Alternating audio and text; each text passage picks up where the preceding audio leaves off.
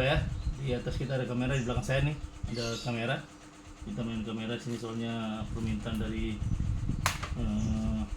pihak STP untuk memberikan kamera pada saat Zoom meeting. Ya ini buat laporan kita. Ntar saya ini dulu. Saya sambil ngecas. Ya.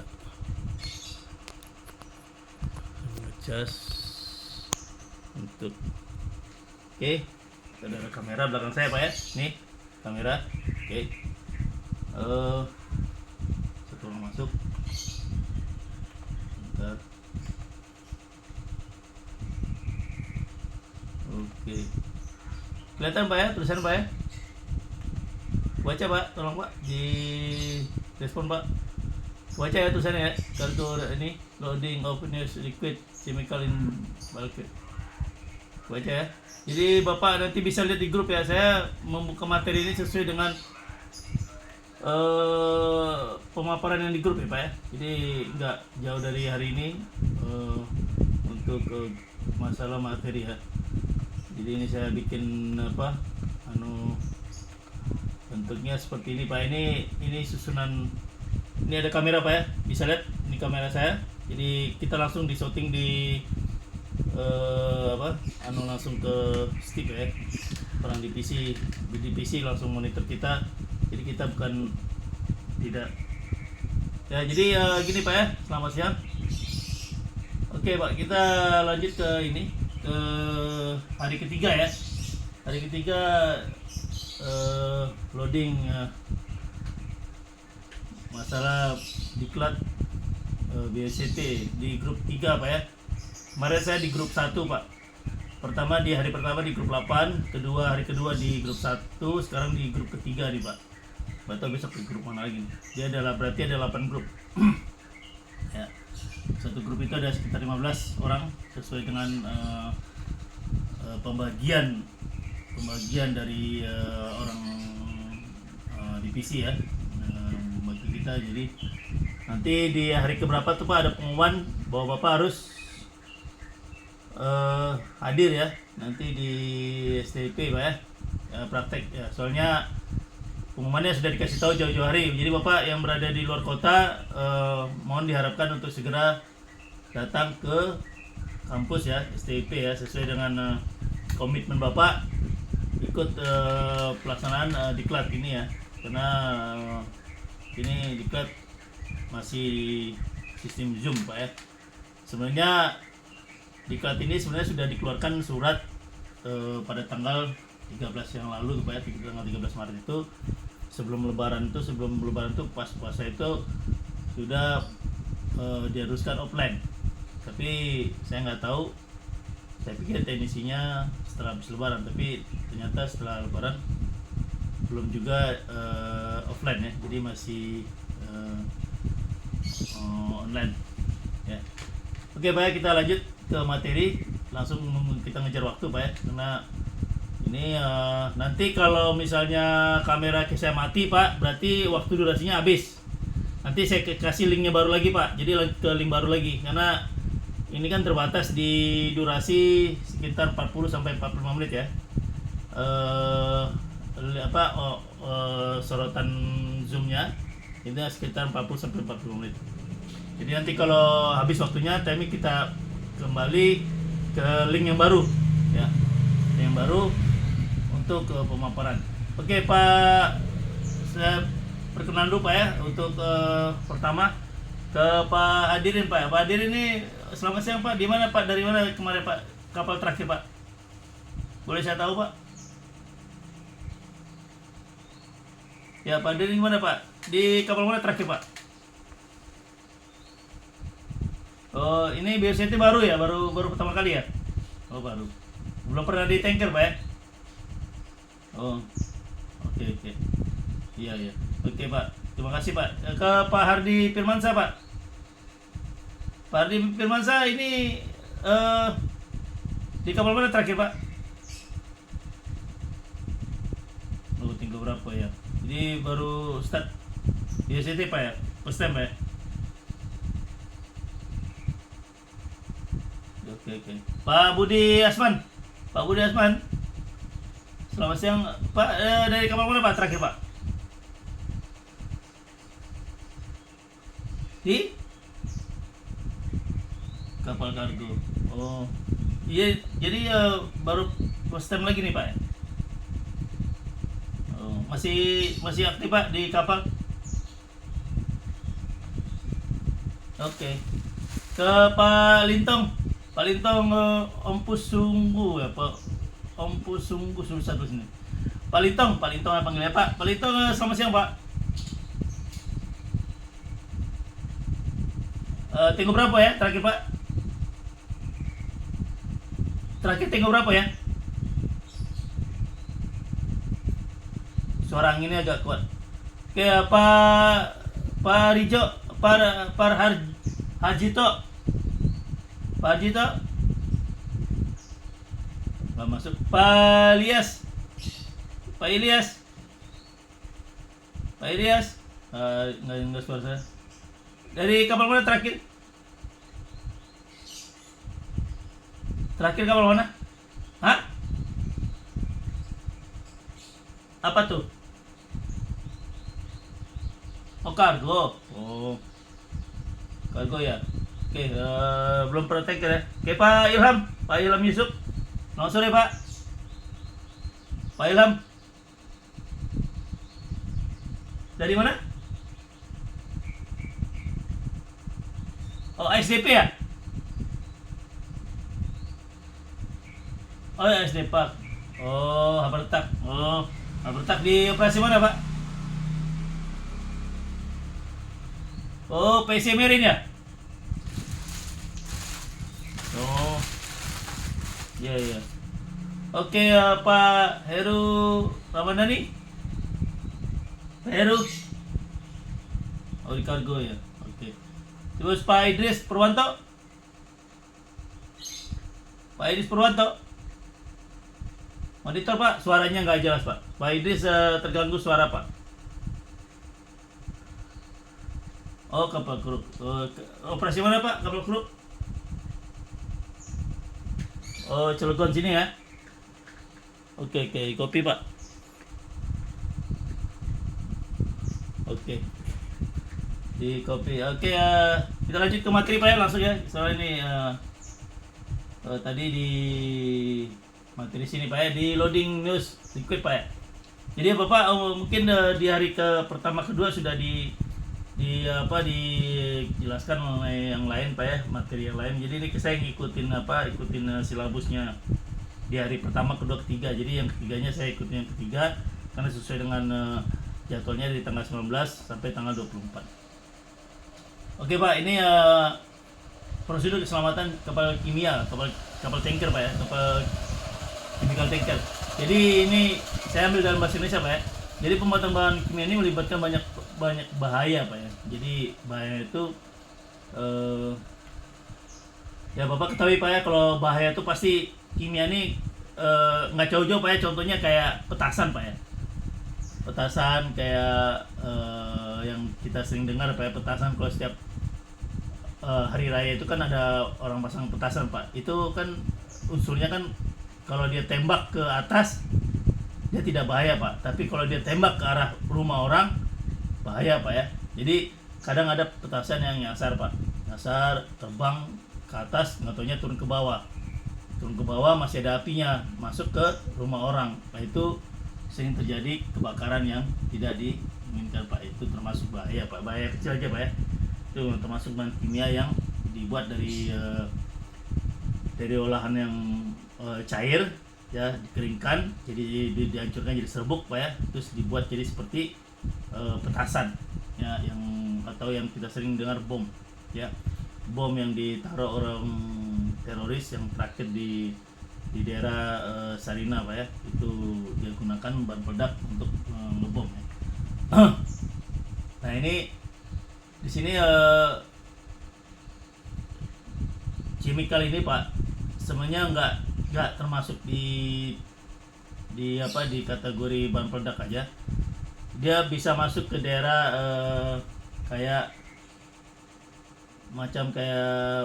pembersih Pak.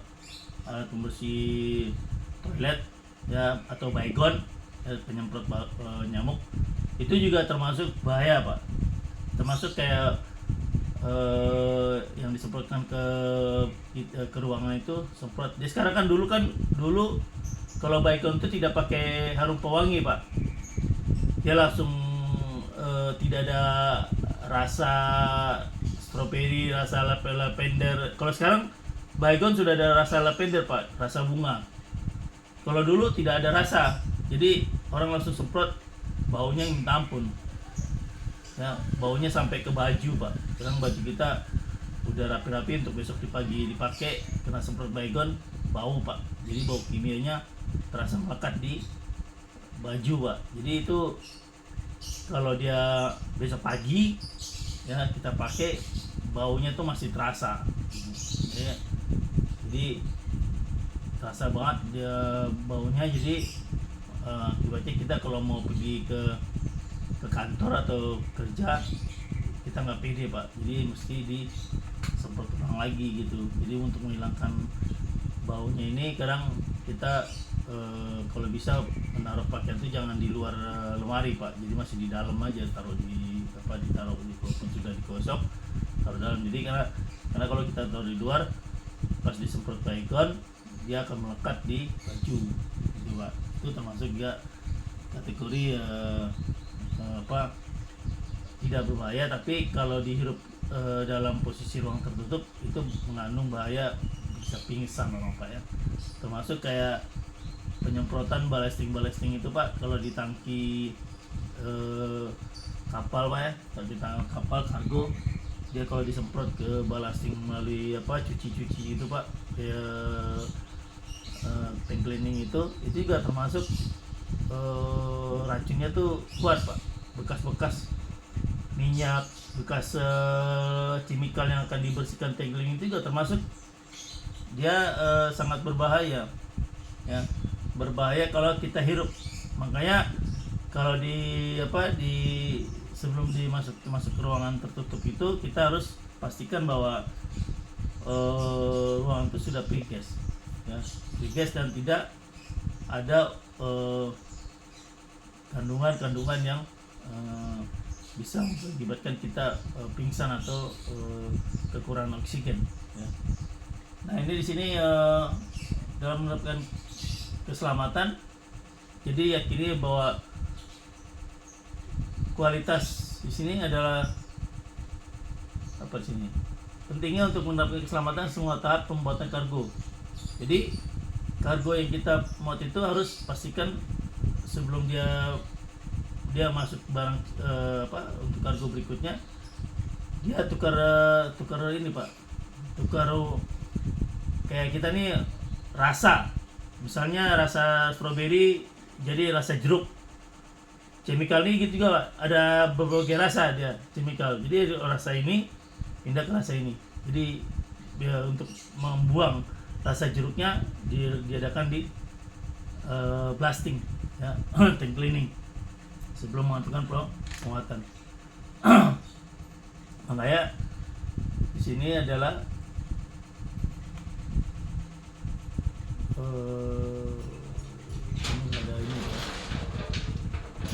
ini ada sebentar. Sini tidak ada keterangan yang mengenai beberapa macam nama muatannya ya. Sini nggak ada Pak, di satu lagi yang ada ya. Ini cuma menjelaskan bahwa keterangan mengenai bahaya. Ini kalau saya zoom, sebentar kita zoom,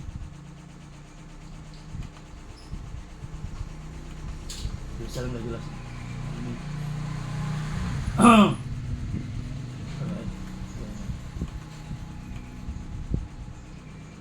Nah, ini ada beberapa gambar ini.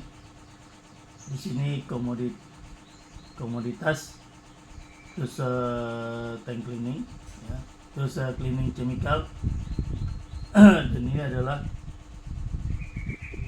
kumpulan ya, kargonya ya. Jadi ini warna, di sini tulisannya. Di sini kalau diperhatikan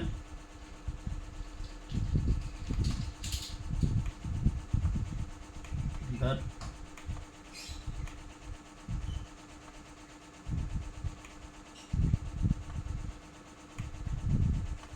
Ya, di sini yang pemuatan yang tidak yakin tidak sesuai ini ada kuantitas kargonya, Pak. Jadi kargonya kalau dia tidak bercampur ya. Kalau dia bercampur kuantitasnya berarti dia unsurnya sudah ada campuran. Ya, jadi makanya pas sebelum dia masuk memuat dipastikan dulu tangkinya dalam kering. Jadi tidak ada sisa-sisa misalnya kayak muatan sebelumnya. Biasanya gitu Pak. Biasanya kalau misalnya gini coba. Satu drum itu bekas taruhlah bekas solar. Ya, kita ganti bensin. Itu dipastikan solar baunya bekas drumnya itu posisinya harus tidak ada lagi. Sudah bersih. Jadi dibilas dulu, baru ganti bensin. Tapi kalau masih solarnya kelihatan, jadi kuantitasnya baunya terasa dan itu tidak berupa bau bensin lagi, masih bau solar gitu ya. Sama kayak botol baunya sabun, misalnya bau chemical pembersih tepol, terus masuk ke bahan kimia baygon. Kalau baunya tepol ini masih terasa, baygonnya nggak terasa Pak. Jadi campur, kontaminasi. Jadi bagaimana dia jangan sampai botolnya itu tidak masih berasa bau tepol untuk menggantikan muatan baygon. Jadi contohnya seperti itu Pak. Jadi kalau misalnya masih bau, berarti kuantitasnya sudah bercampur kualitasnya. Makanya karena kadarnya itu mengurangi daripada baunya tadi, karena kecium aja baunya sedikit, masih baunya yang tepol punya itu akan mengakibatkan tadi kuantitasnya kurang bagus. Jadi suka diklaim ini beda. Nah, jadi yang pemilik muatan mengklaim bahwa ini sudah bercampur dengan muatan yang sebelumnya. Itu jadi makanya harus diperhatikan dalam posisi pada saat cleaning. Gitu, Pak. Nah ini mengenai eksekusi muatan. Ya. Jadi sebelum pemuatan tuh perhatikan katup. Jadi saluran tangki itu Pak diperhatikan dulu, misalnya contoh kayak saya ambil di sini kayak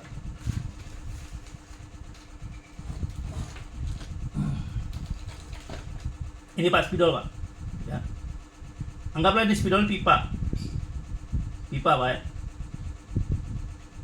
Pipa ini ibarat spidol ini, waktu pada saat tank cleaning dia harus pastikan ini bersih Pak di dalamnya. Di blasting pompa itu kan dia kan ada blasting pompa tuh di stripping itu berkeliling Pak, muter. Jadi line daripada spidol ini berputar dia.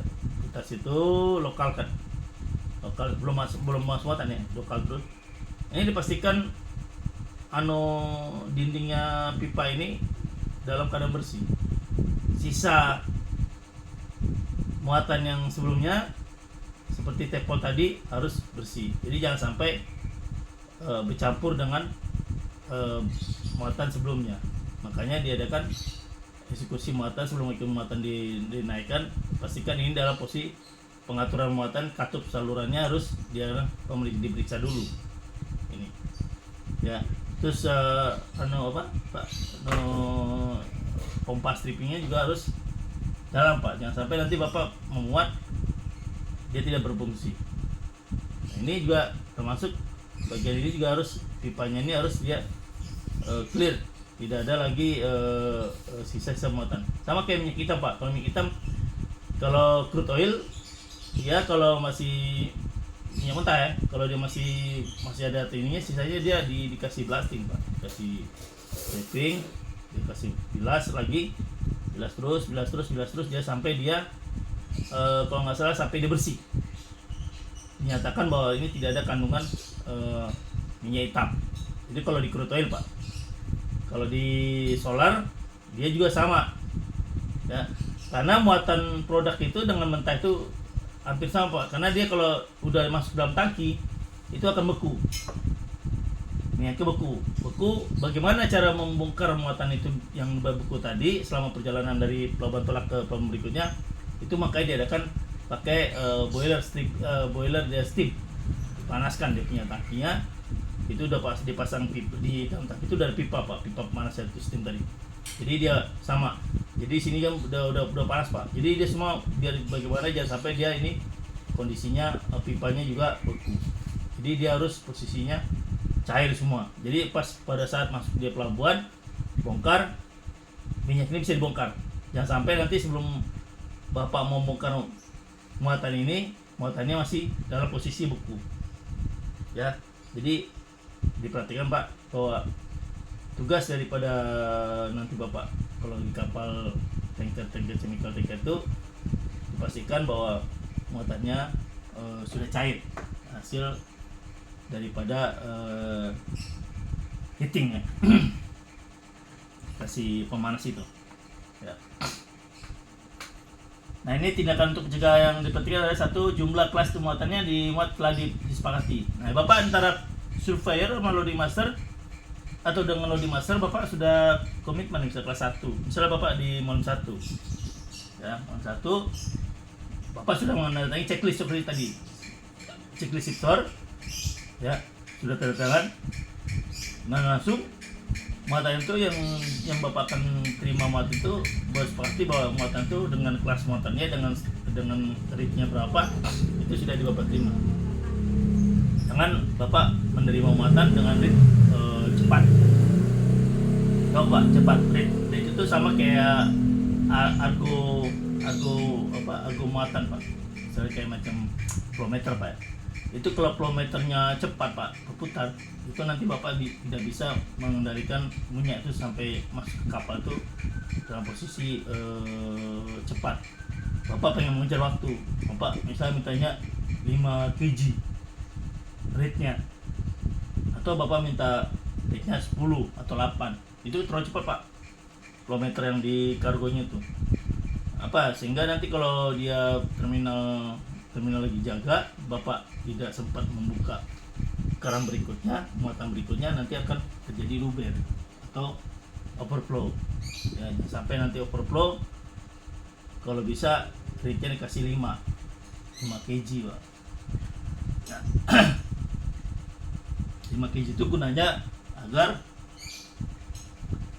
pas saat loading disepakati dengan loading master sama supplier bahwa rate-nya betul-betul dengan 5 kg, jangan sampai naik ke 8 sampai 10 karena itu akan membahayakan diri Bapak sendiri.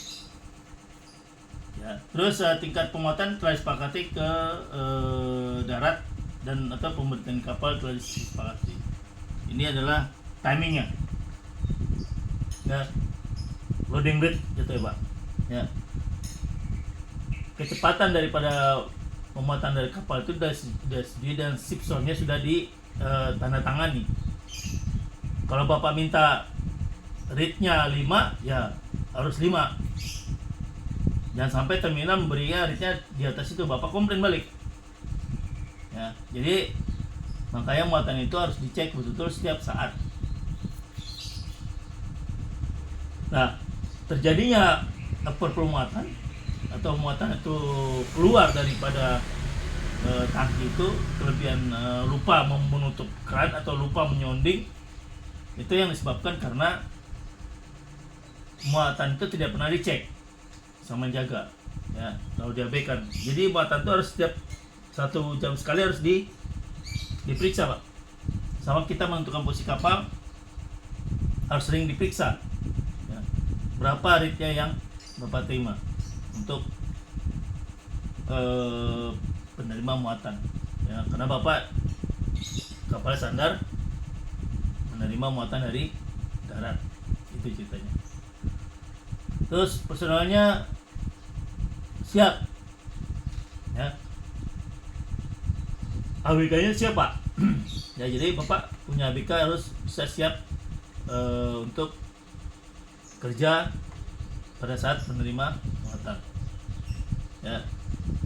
Di dek harus ada 3 Pak, jangan 2. Di dek itu harus 3. Kenapa? 1 yang jaga kren penutup, yang 1 jaga kren pembuka, yang 1 lagi mengawasi untuk monitoring ke darat pakai radio. Jadi di dek itu harus 3. 4 pun bagus kalau 4, tapi kalau biasanya kalau perusahaan ngasih awak kapalnya pas-pasan Pak, yang ini masalahnya, ya. Perusahaan kadang suka memberi kru itu pas pada saat jaga, kita pas jaga di dek kita kewalahan. Kenapa? Karena kurang tenaga personal, ya. Kurang tenaga personal atau kru kapal yang menyebabkan kita jaga agak dilema. Kenapa? Karena krunya cuma 2, 1 buka 1 tutup, yang 1 ngawasin di atas nggak ada. Nah itu, karena jadi harus 3 orang harus di dek. Nah, jangan sampai kasih 2. Ya, jadi tidak boleh 2 Pak, jadi harus 3, minimal 3. Shipyard service komplit. Nah, shipyard service komplit, jadi harus selesai diparapi dan ditandatangani oleh nakoda. Yang nomor 1 juga. Dan ada juga yang untuk bosun juga tanda tangan di situ Pak, bosun. Ya. Terus high-nya tuh level alarmnya juga mesti harus bisa dioperate. Jadi kalau misalnya terjadi overflow, dia berbunyi alarm. Ya. Jadi harus bisa berfungsi saat digunakan. Oke. Nomor 6, loading mas harus dimulai dengan kecepatan rendah. Nah, jadi mulai startnya kecepatan rendah. Jangan langsung tinggi Pak. Sama dengan Bapak kalau naik motor atau berkendara, harus di posisi pelan. Kenapa? Jangan sampai nanti pompanya rusak. Ya, sama juga dengan mobil, kita jangan sampai kita ngegas mesinnya jebol. Ya, jadi dalam posisi harus rendah.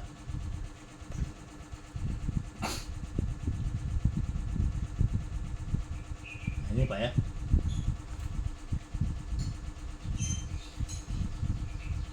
Nah, pada saat kita menyambungkan connect kargo, host kargo sama manifoldnya darat, pastikan packingnya yang baru, karena kebocoran pada pemuatan itu rata-rata di sambungan tadi, ya. Dia bocor, kenapa? Pertama, packingnya sudah tua, ya, tenaganya sudah kurang, ya, harus diganti, dia diganti. Itu juga termasuk dari bagian pemuatan, ya, karena packingnya harus betul baru, ya gitu, jangan sampai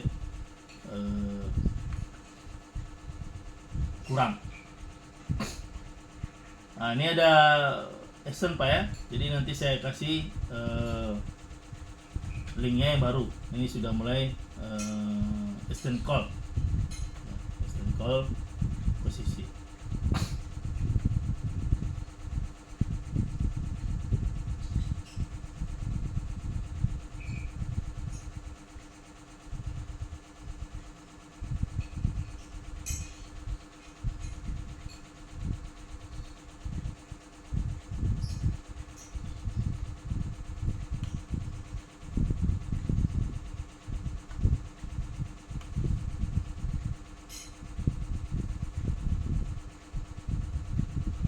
Oke, lanjut lagi. Selama pemuatan setidaknya adalah satu perwira jaga di ladang. Nah, jadi tugasnya Bapak nanti pas jaga jadi malam 2 atau malam 1 atau malam 3 harus posisinya ada di kapal, bawa radio Pak. Ya. Tapi sebelum mengadakan suatu pemuatan, Bapak harus meeting dulu sama awak kapal. Internalnya harus Bapak meeting dulu. Jadi sebelum melakukan aksi pemuatan itu dari darat ke kapal, utama harus dilakukan meeting. Langkah-langkah apa aja yang harus Bapak ambil untuk pemuatan ini, dan sampai nanti pada saat pemuatan kendalanya macam-macam penyakit.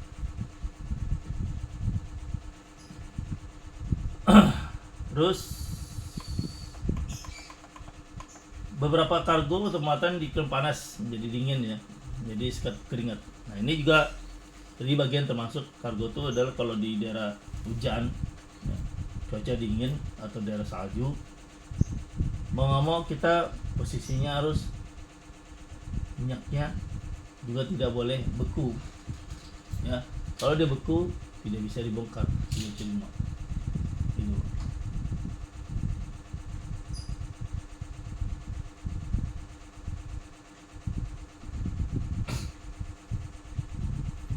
Terus muatan keseluruhan lo kargo juga dipinjau dengan simpan. Ini adalah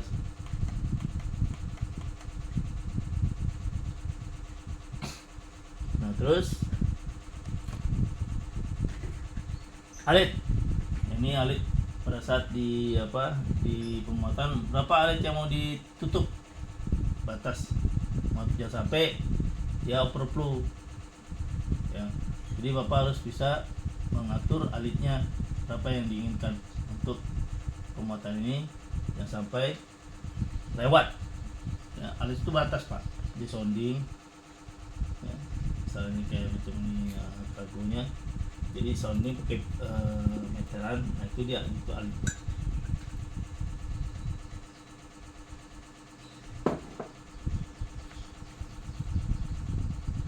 Terus nomor 11, membuat satu produk lebih dari satu tangki bersama dengan dapat meningkat risiko. Nah, ini risikonya kalau dia lebih dari satu tangki, Bapak buka 2 risiko Pak. Kayak tadi di krunya, kalau krunya lebih dari 3, 5 misalnya itu bisa. Tapi kalau cuma pas-pasan jangan Pak. Nah, risikonya nanti Bapak tidak bisa mengendalikan lajunya daripada muatan itu sampai luber ya, tumpah-tumpah di laut gitu. Itu bisa terjadi.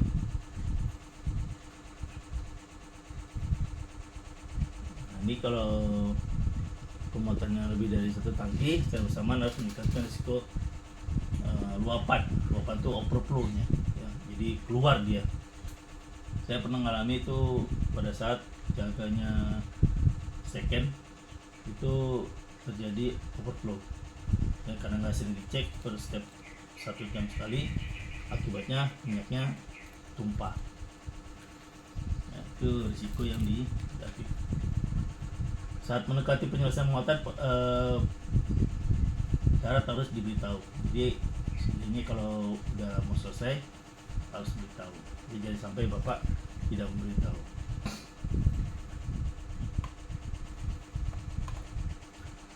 Nah ini yang pemeliharaan perawatan penanganan muatan yang bertekanan tinggi. Uapnya tinggi sekali ya, Bapak hirup udaranya juga capaiannya bisa menjadikan muatan itu kan lewat daripada muat itu sendiri. Jadi harus muatannya harus pas dan stop. Kalau stop dia stop langsung teriak pakai radio stop. Nah, di foto kalau enggak minta dikurangi speednya harus dikurangi di muatan itu, pompanya Pak. Nah ini adalah tipe jenis utama yang dimasalahkan dari tekanan tinggi, minyak mentah, sering bensin, motor bensin juga termasuk bensin alami, bahan baku ringan dan bahan mentah tertentu seperti aseton dan tolpena. Jadi sering terjadi yang tidak ingin kita harapkan, tapi karena kita loading jadi lupa mengecek, jadi akhirnya terjadi gitu.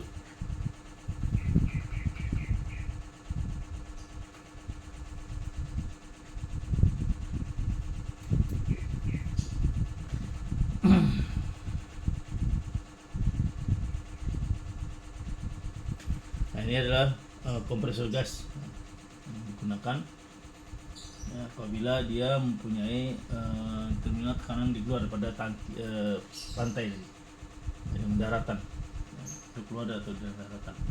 Ini biasanya melekat pada tekanan kapal sendiri. Jadi kalau mau lebih simpelnya, jangan sampai dia tekannya di atas daripada 5 bar. Ini 5 bar Pak. Jadi kalau bisa 8, 10 jangan Pak, jangan mau. Jadi harus Bapak di 5. Rata-rata 5 Pak. 5 standar. Kalau 2,5 pun bagus juga. Karena dia pelan masuk Pak. Ya, sesuai kapasitas daripada tekanan gas itu. Jangan sampai lebih dari 5. Itu bahaya. Nah, ini dia.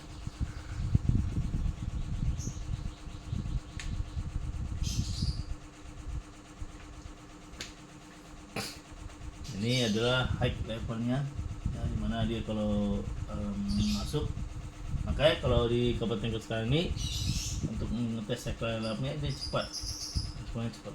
Kalau yang kapal dulu terus lambat, makanya ada kapal dulu sering terjadi kebakaran, sering terjadi orang di laut itu karena dia tampung.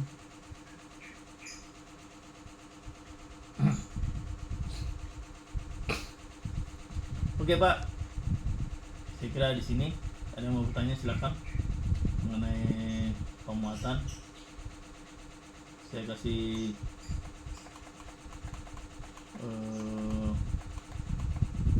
kesempatan untuk bertanya Pak.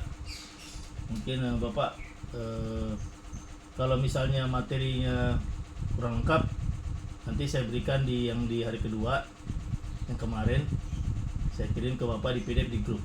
Nanti saya kirim lagi untuk Bapak simpan materi yang diajarkan kemarin. Mungkin ada tambahan-tambahan yang mesti saya tambahin ya. Di sini banyak Pak tindakan-tindakan daripada yang materi hari ini adalah tindakan daripada untuk penanganan muatan. Jadi muatan dari mulai start pertama sampai dia akan closing. Sampai dia closing dan dia selesai memuat ya, sampai kapal itu siap untuk berangkat ke pelabuhan berikutnya gitu. Ya, jadi perwira tetap dia bertanggung jawab atas muatan yang dijaganya pada saat itu, karena kalau jaga itu pasti dia ada 3 orang di dek ya. 3 orang sebenarnya 3 orang di dek, 1 perwira dan 3 ABK, jadi 4. Kenapa? Jadi perwiranya yang megang radio tetap dia monitoring, itu yang 3-nya ini dia untuk jaga-jaga valve atau valve yang harus dibuka dan yang tutup. Jadi tidak ada nanti pada saatnya lupa misalnya, lupa nutup, lupa buka itu. Nah, sampai nanti pas mau pindah muatan, tangki muatannya ternyata tidak ada.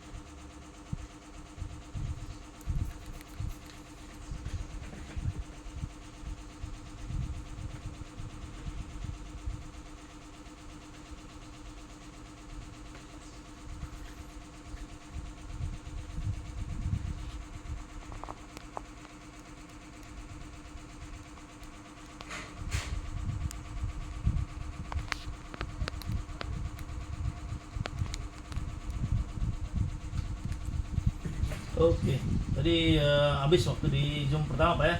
Ini kita ambil ke Zoom kedua karena waktunya pakai durasi soalnya. Mulai agak agak apa? Agak ribet kalau yang Zoom gini Pak.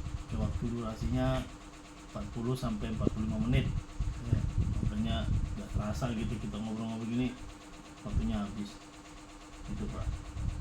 Ya, jadi kalau tahu nih kapan mulai diadakan offline ya. Kita tunggu perintah dari divisi ya Pak ya. Tunggu bagaimana. Selamat join lagi Pak Hardi ya. Yang ini tadi durasinya habis Pak ya. Durasinya habis jadi saya ganti link baru lagi. Begitu. Jadi Zoomnya ini ada waktu durasi gitu. Jadi agak susah sendiri kita. Karena kalau kita ambil zoom pagi, kadang ada yang belum bangun Pak, makanya saya ambil siang. Kalau siang itu orang pertama makan, kedua sudah nggak ngantuk lagi, otomatis yang tuh sudah waktunya dia terbangun. Jadi hampir rata-rata saya ambil siang. Kalau pagi, kalau artinya zoomnya tidak maksimal.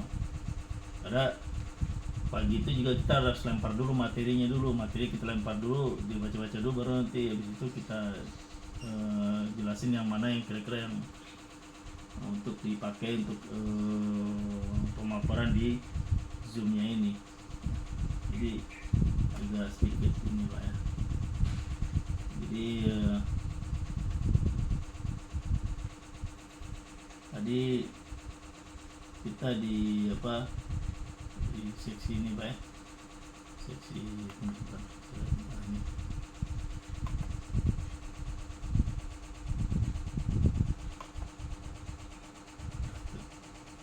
Dari kargo tadi, jadi bisa ini bisa Bapak simpan juga boleh atau terserah. Jadi itu cuma formalitas di pengajaran aja Pak ya. Sama dengan teorinya BST juga sama ya, BST cuma ini kan lebih ke pokoknya ya. Cuma berapa halaman aja sih halamannya itu Pak. Oke Pak, silakan mau bertanya Pak mengenai keterkaitan dengan kegiatan memuat di kapal chemical tanker.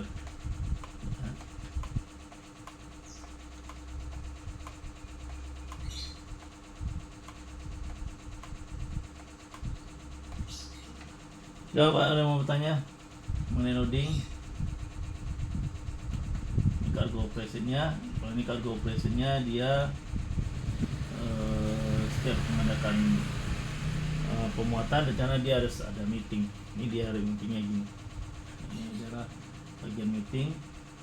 Jadi di kapal itu sekarang sistemnya kalau udah sistem manajemennya SMQ-nya diterapkan, ya mau nggak mau Bapak yang nggak biasa meeting di kapal ya harus ada meeting, kayak orang kantor, kayak orang kapal mau naik dock Pak. Kapal kok naik dock Pak, setelah kapal di dock paginya mau dikerjakan sama petugas atau orang lapangannya dock, itu dia adakan meeting dulu agak-agak 30 menit, itu minimal 15 maksimal 40 menit, itu dia adakan meeting apa-apa perencanaan yang akan diterapkan dalam kerja. Jadi ada prosedurnya, SOP-nya ada gitu Pak. Kayak macam di kapal juga Bapak kalau di tanker itu harus ada manajemen. Bapak punya manajemen sendiri. Biasa misalnya takut nih nggak biasa begini, tiba-tiba manajemen seperti gini. Nah, kadang suka bingung sendiri. Ya. Yang biasa tidak pernah mengadakan manajemen kumpul atau meeting, ini ada meeting. Jadi memang harus dilaksanakan meeting setiap ada pergerakan atau tindakan melakukan sesuatu yang hubungan dengan kapal, itu harus diadakan meeting. Ini yang bagian dari kapal chemical tanker seperti ini, Pak. Ya, ini adalah bagian kapal. Makanya kenapa tadi saya share itu video, hampir rata-rata kapal chemical tanker tuh yang punya orang bule, Pak, orang luar. Orang kita ini di Pertamina sendiri belum ada kapal chemical, Pak. Yang ada charteran. Kapal charter punya paling BLT atau punya Humpus. Itu, Pak, yang punya chemical. Di Indonesia ini chemical untuk Pertamina sendiri BUMN belum ada, Pak. Hampir rata-rata kalau minyak aja rata-rata. Ya. Yang sepanjang saya tahu itu chemical di kapal swasta ini, Pak, rata-rata. Kalau untuk kapal Pertamina sendiri nggak ada, Pak. Ya. Belum ada. Yang ada rata-rata di kapal luar. Makanya di video itu hampir rata-rata kegiatan loading atau operasional chemical tanker itu dilakukan orang India. Orang India yang orang-orang kerja di kapal itu yang berhubungan dengan kait langsung ke chemicalnya itu. Makanya saya dapat videonya itu rata-rata YouTube-nya tuh di orang-orang bule. Ya, jadi nggak ada di orang kita yang menjelaskan atau memberikan shooting video dalam bentuk seperti itu tadi. Jadi hampir rata-rata prosedurnya selalu di orang bule yang punya.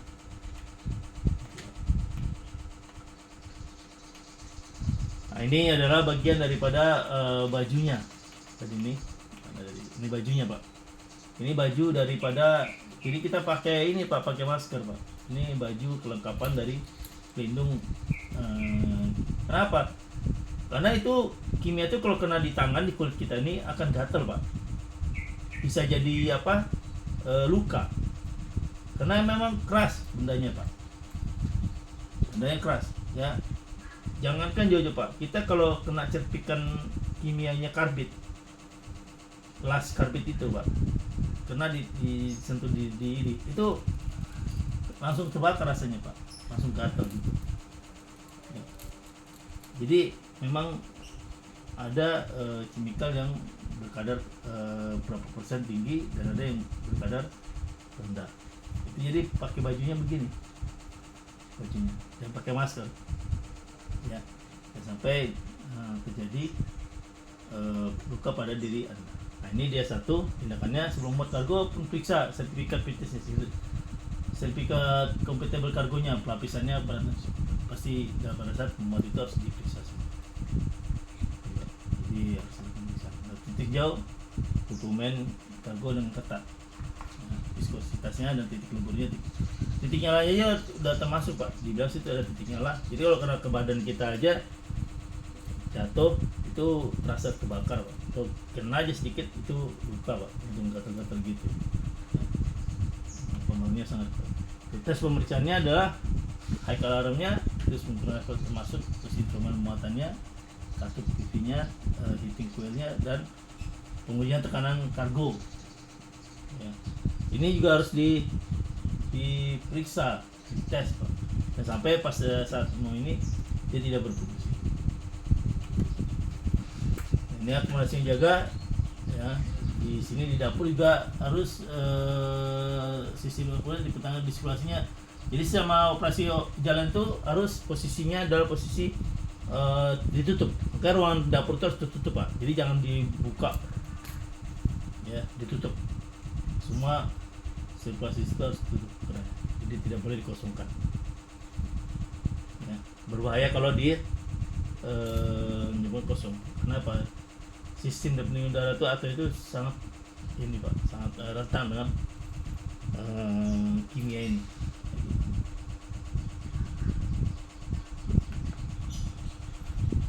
Nah, ini yang pendisi gasnya tetap ketebalan tetapnya harus dikalibrasi. Ya, jadi setiap kalau nggak salah per 3 bulan sekali, 52 hari sekali dia harus dites kalibrasi, Pak, sampai dia tidak bisa digunakan. Karena gunanya untuk melihat ukuran tekanan di sini, membersihkan perdamnya, kargonya, kondisi pelapisannya. Ada 3 hal yang harus kita ketahui untuk mengukur tekanan gasnya tadi, untuk pembersih kompor dalam kargonya, terus mengukur tekanan dan kondisi pelapisnya. Jadi ada masanya tuh lapisan dindingnya tuh akan menjadi keropos, karat.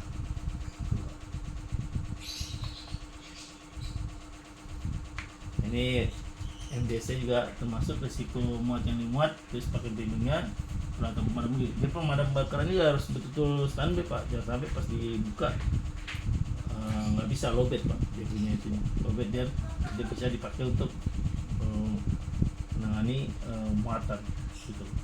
Terus peralatan medisnya juga disiapkan P3K Pak, jangan sampai Bapak nanti tidak menyiapkan P3-nya ya.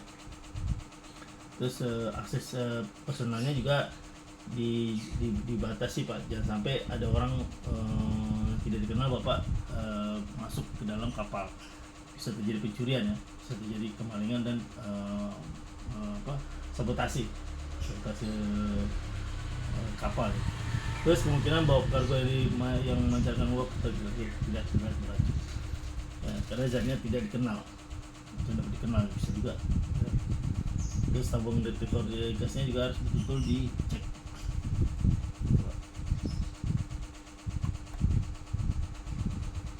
Ini ya SOP-nya juga harus tahu SOP-nya. Kecepatan rate awalnya, respon maksimal dan top up-nya dan waktu standby. Kalau dibilang radio standby waktunya oke standby. Kalau bilang top up dia langsung tambah tekanan lagi, tambah tekanan. Nah, jadi itu yang harus dilakukan tindakan kepada ini kapalnya kapal tanker biasa Pak.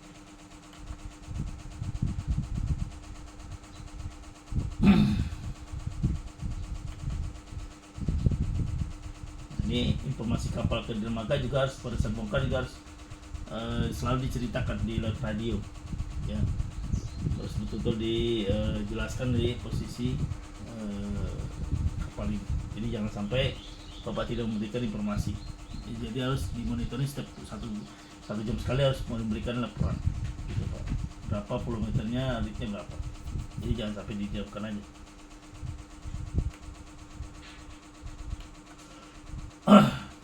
Oke Pak, silakan ada yang mau tanya mengenai kargo.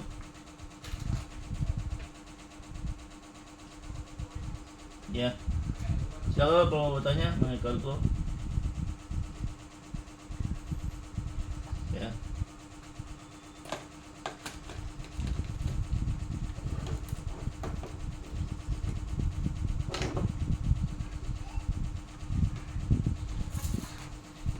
Silakan kalau bertanya Pak.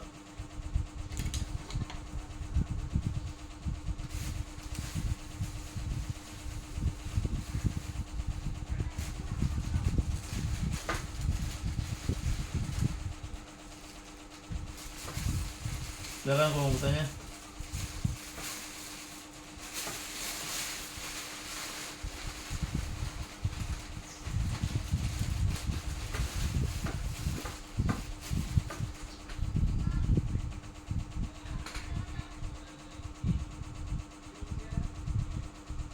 Yang mau bertanya silakan Pak.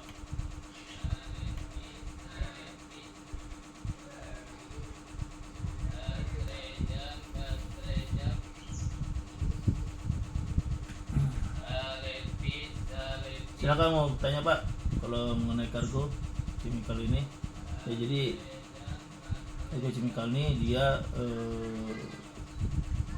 tidak sama dengan bensin atau solar atau termasuk dengan kapal-kapal produk lainnya. Ini kargonya sangat rentan dengan keselamatan diri kita ya, dia harus diperhatikan itu ya. Silakan Pak.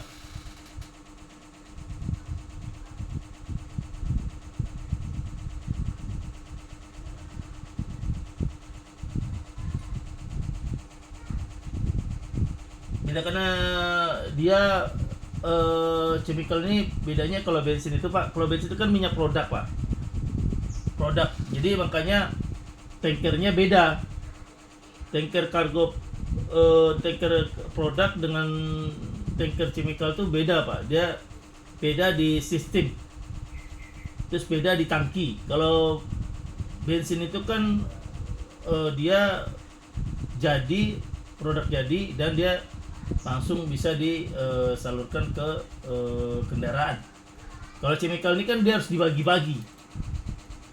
Ibaratnya kayak masih mentah, masih olahan tapi belum dibuat produk chemicalnya, belum dipilah-pilah gitu Pak. Dia kan ada bagian-bagian yang harus ini kadar chemical ini berapa persen. Misalnya A, muatan A-nya nih berapa persen. Nah, ini yang B-nya berapa persen. Jadi ada pembagian. Gitu. Jadi memang di situ dia sama kayak aspal, Pak. Aspal itu ada macam kriteria, Pak. Ada aspal nomor 1, nomor 2, nomor 3. Aspal kan satu macam tuh, Pak. Tapi dia udah dimasak, Pak ya. Nah, itu dia aspal pun sendiri, Pak. Aspal dengan minyak mentah crude dia tidak boleh bercampur, Pak. Karena kalau crude mentahnya dia kan bagian dari crude juga, Pak. Crude COT ini minyak. Kan aspal ini kan sama-sama mentah hitam. Tapi dia bisa dibedakan. Kalau aspal itu kan kalau udah dicampur sama bahan kimia, dia udah belum campur ya. Ini kalau dia dicampur kan dia memang produk untuk di aspal, untuk aspal nomor satunya. Dia nomor 1, nomor 2. Aspal nomor 1, nomor 2, nomor 3. Jadi yang aspal yang paling bagus di nomor 1 itu dia akan mengeras kalau dia kena dipakai untuk dicampur dengan dengan batu-batuan, dengan dia akan mengeras dan tidak akan mengelupas. Nah, yang sering kita pakai ini aspal nomor 2, Pak. Kalau di Indonesia ini rata-rata aspal nomor 2, nomor 3. Kenapa? Karena cepat mengelupas. Bapak coba pergi ke Singapura atau pergi ke daerah Arab. Saya pernah ke Qatar, Pak ya. Aspalnya keras, Pak. Nomor 1. Jadi walaupun dia panas matahari, dia tidak mengelupas. Di Qatar, Pak, Bapak pernah ngalami nggak cuaca panas? Saya pernah, Pak, ngalami cuaca. Itu malam, Pak. Malam itu masih panas. Kayak macam ciang. Bahwa kadang itu panas itu panas di daerah Qatar itu tidak mengelupas aspalnya, Pak. Kalau di Indonesia enggak. Aspalnya nomor 3 melupas, Pak. Panas sedikit aja dia langsung, Bapak kali sini kan langsung melembung dia. Melembung kayak macam melar gitu loh. Nanti dia iya. Enggak, emang ada nomor 1, nomor 2, 3. Karena Bapak bayangin aja negara yang panas banget, Pak. Aspal tuh kuat, lengket, Pak. Di kan daerah Qatar itu kan jalannya kan luas banget, Pak. Arab tuh. Itu kan aspalnya kan kuat, Pak. Bapak bayangin aja, nggak ngelupas dia, Pak. Sama dengan Singapura, aspalnya nggak pernah ngelupas. Kuat, tahan lama gitu loh. Kalau kita aspalnya nomor 3, Pak. Itu cepat ngelupas. Kenapa? Karena kalau aspal kita tidak ngelupas, tidak ada maintenance lagi, Pak. Tidak ada kerjaan lagi gitu loh. Kita gitu, Pak. Karena di negara kita kalau bisa bagaimana aspal itu ngelupas lagi. Udah dipasang, sebulan kemudian besok ngelupas lagi, Pak. Itu kalau kita maunya gitu. Kalau di sana enggak. Aspal itu bisa panjang, jangka panjang, Pak. Kalau di daerah Qatar itu, daerah Arab Saudi itu, atau di daerah negara maju, dia aspalnya tahan lama. Makanya aspal di negara kita ini nomor 3 aspalnya. Yang dipakai nomor 3. Makanya ada perbedaan, aspal itu sama kalau dilihat, tapi ada di nomor 1, nomor 2, nomor 3. Itu sama dengan chemical, Pak. Ada nomor 1, nomor 3. Nah, chemical ini banyak rata-rata dipakai, yang dibutuhkan tuh daerah Rusia yang sekarang lagi perang nih, Ukraina ini, dia pakai ke sana. Kenapa? Bahan baku chemicalnya dia pakai buat bikin senjata. Nah, sementara dia punya ladang minyaknya, solar ini dia jual. Karena untuk kebutuhan dia perang, dia harus punya dana, punya anggaran untuk membuat jadi dia jual minyak, impor ke negara lain. Nah, dia untuk membeli chemical itu. Gitu. Ya, itu perbandingan bisnis gitu ya kan Pak ya. Jadi apa kalau itu kan dalam kata di negara berbisnis atau swasta berbisnis ya, itu partai besar.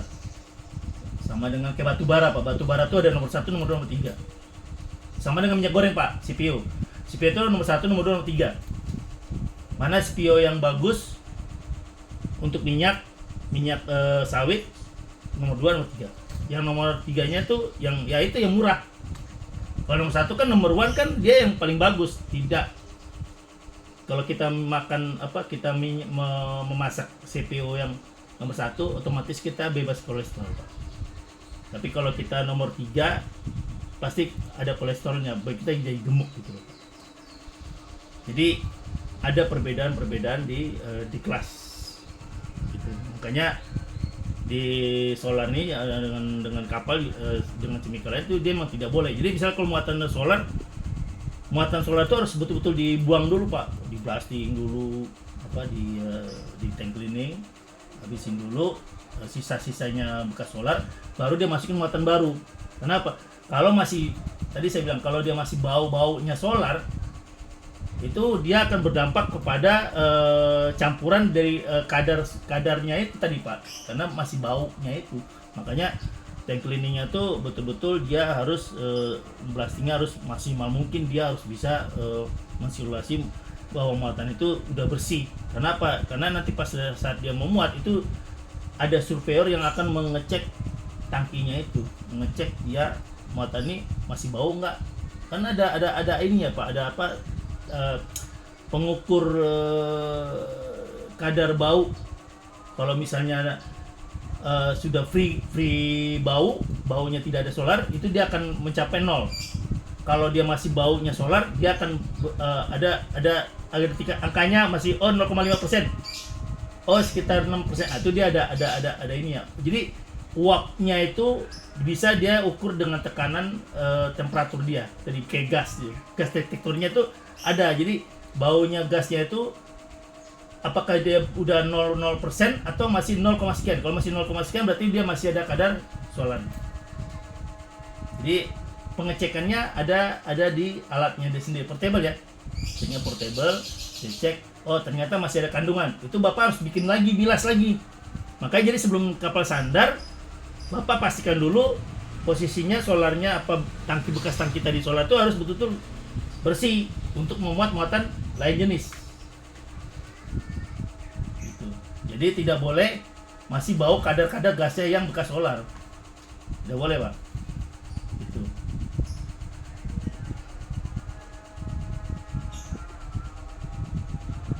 Ya ini dari asapnya itu Pak.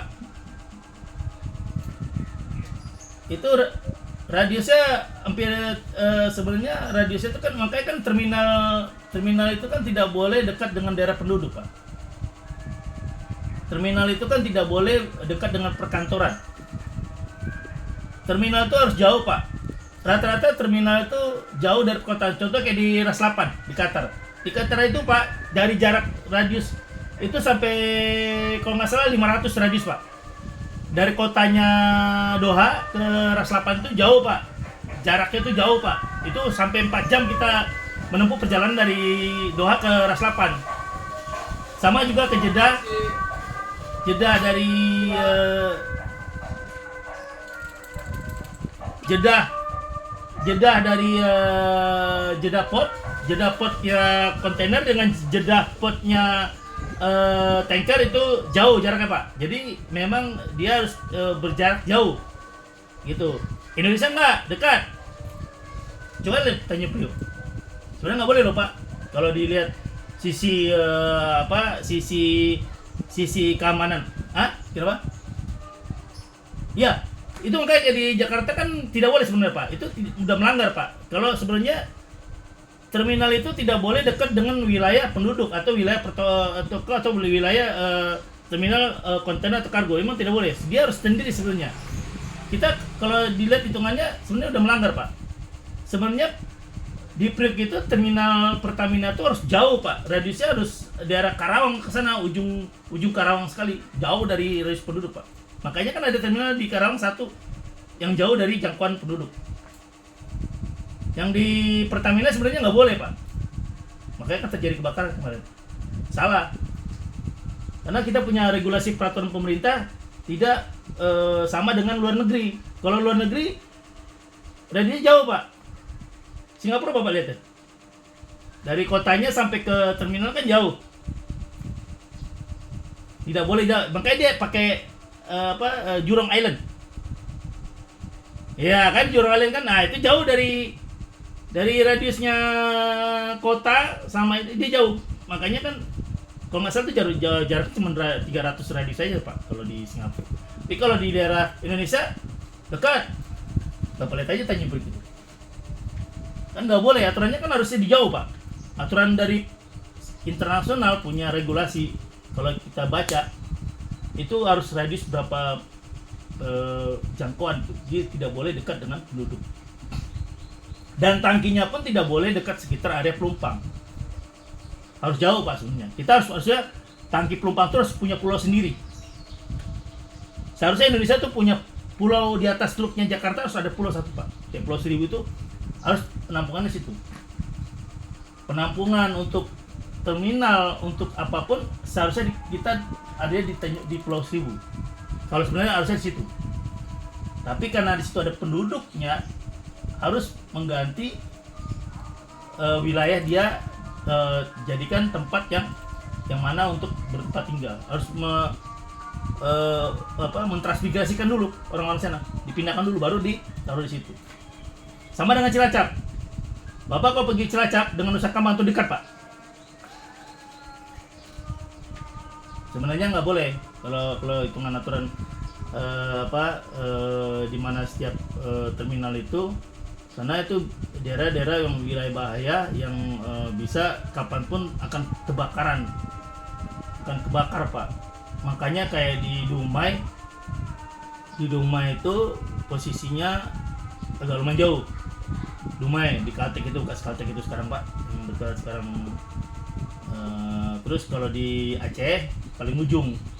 Kalau Aceh mobil itu paling ujung Pak, jauh dari wilayahnya dari Sabang ke sana lagi Pulau ya Pak, agak jauh. Kalau di Jakarta dia agak dekat. Jadi gitu. Sebenarnya terminal itu harus jauh Pak, kita bisa untuk mencegah kebakaran atau keselamatan daripada rakyatnya harus memang jauh radiusnya. Sama dengan kita nih kebanyakan penempatan terminalnya atau smelternya terminal itu berdekatan dengan warga. Sebenarnya salah itu, hitungannya salah sebenarnya Pak ya. Itu sudah melanggar aturan keselamatan gitu Pak. Kalau dilihat dari sisi keselamatan kita sudah melanggar. Tapi karena undang-undang kita beda dengan negara lain, kita pakai undang-undang kita sendiri. Gitu Pak. Jadi undang-undangnya berbeda. Bagus Pak pertanyaannya Pak. Itu sudah memasukkan, saya juga analisa seperti itu tadi Pak. Kenapa? Karena kita dampak kejadian daripada Pertamina Pelumpang itu, kita berpikir ini sebenarnya udah salah di posisi penempatan terminalnya. Terminalnya sama dengan termasuk wilayah penduduknya terlalu dekat. Bayangkan aja Bapak, cuman ada tuh rumah penduduk dekat dengan pipanya itu Pak, dengan gede banget pipanya Pak, itu di situ duduknya Pak. Sebenarnya nggak boleh. Malah temboknya Pertamina Pelumpang itu dijebol sama orang sana Pak, dijadikan tempat tidur, tempat rumah. Itu lengah pengawasan tuh Pak. Orang Pertamina tidak mengecek ke daerah sekitar belakang atau di sampingnya, akhirnya membuat masyarakat itu bikin wilayah dia tempat tinggal. Sebenarnya itu udah melanggar. Tapi kita kan kembali ke tadi, ke pemimpinnya Pak, pemimpinnya yang nggak tegas ya begitu jadinya. Jadi kalau pemimpinnya yang tegas dia langsung kalau pemimpinnya tegas dia usir itu orang Pak, ini nggak boleh, ini udah salah gitu loh. Kalau zamannya Ahok tuh dihabisin Pak, kena itu. Ya tergantung pemimpinnya Pak, pemerintah daerahnya. Kalau ya macam kayak si Anies kemarin kan ya tahu sendiri Bapak, ya kan apa-apa nggak dikerjain, itu aja Pak. Tadi salah gitu. Itu pun mau jadi presiden lagi, ya. Oke Pak ya, jadi itu yang bisa saya sampaikan mengenai mengenai masalah chemical dengan kargonya, di mana keselamatan harus betul-betul dibuat di atas zero accident ya. Jadi kalau di kapal itu harus betul-betul zero accident Pak. Jadi jangan sampai Bapak mengalami kendala dalam operasional kapal, ataupun ABK-nya mengalami masalah di operasional di lapangan gitu, tidak dicek. Makanya kalau di kapal itu kita tidak boleh bilang terima bersih Pak. Kata Pak Jokowi, jangan kita cuma menerima katanya dia, kita yang harus turun lihat di lapangan Pak, realnya. Misalnya Bapak begini, berapa muatan sekian, sounding cek sekian, Bapak jangan percaya dulu, cek lagi ke sana. Kalau dia melalui pakai manual ya, kalau ada prometer dia, kita Bapak dilihat dikontrol Pak, ada ruang kontrol, Bapak dikontrol, lihat kontrol roomnya sudah jelas. Tapi kalau Bapak melalui sounding manual, Bapak dengar dari ABK, oh sekian, Bapak harus cek lagi. Setelah diterima sekian ininya meternya, cek lagi ke lapangan. Jangan sampai nanti luber ya, terjadi luber, Bapak sendiri yang akan mengalami komplain, dikomplain sama yang punya minyak, sama lah loading master, sama surveyor juga dikomplain, sama nakoda juga dikomplain. Kenapa? Bapak geleng nggak? Karena Bapak terima bersih aja. Oh iya, tapi tak mengecek ke lapangan, kerjain sama BK-nya, ya udah selesai. Itu sering terjadi Pak. Ya, jadi kalau betul kerja di kapal itu harus betul cek ke lapangan berapa. Pastikan kita yang turun gitu, kayak belusukan, kita harus lihat, oh iya sekian betul. Bukan kita nggak percaya Pak, tapi ini demi kerja yang bagus lah Pak jatuhnya. Jangan sampai kita, ini kan tanggung jawab masalahnya Pak. Ya, tanggung jawab pada saat perusahaan itu mengalami bagus, dia punya operasional, jangan sampai dia mengalami kerugian. Itu kan tanggung jawab yang kita dituntut Pak. Job list-nya kita tuh sampai mana? Jangan gitu loh Pak. Ya. Oke Pak, terima kasih Pak. Pertanyaannya udah bagus ya, bisa jadi sebagai masukan buat saya juga ya, karena itu udah bagian daripada keselamatan. Karena saya juga mengajarkan BST, selalu menyinggung ke situ Pak. Kalau BST itu saya selalu kalau mengajarkan ke DPM itu di keluar kota itu selalu menunjukkan masalah keselamatan untuk demi kita, bagaimana jangan sampai kita kena accident. Kita harus betul tanggung jawabnya gitu. Kenapa? Kita jangan sampai kita lengah dalam persoalan di kapal. Ini kapal ini bukan macam kayak kita bawa mobil, ini kapal ini ukurannya di atas 50 meter masalahnya kita bawa. Ya, 50 meter, 30 meter itu kan terpanjang. Kalau mobil kan cuma 5 meter, 6 meter paling panjang di situ lah. Ya kan? Kalau kapal ini kan seluruhnya kita harus punya tanggung jawab gitu Pak. Dari muatan ABK sama punya muatannya sendiri itu juga. Gitu. Ya.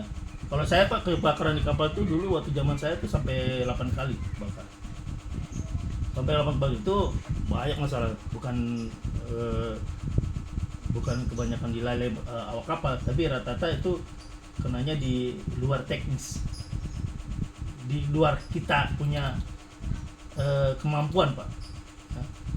Bisa di alatnya udah jelek, terus bisa di